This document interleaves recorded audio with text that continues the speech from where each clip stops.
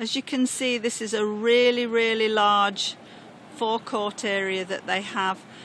They have been selling resale fishing boats for customers. They don't currently have any boat sales for new, but there's plenty of room to set up a facility here, as you can see.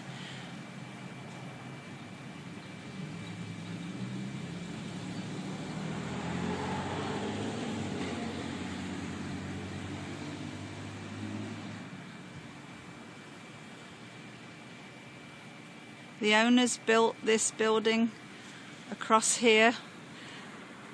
It has 5 bays in it. It could easily be extended at the front to put in additional space for selling fishing boats.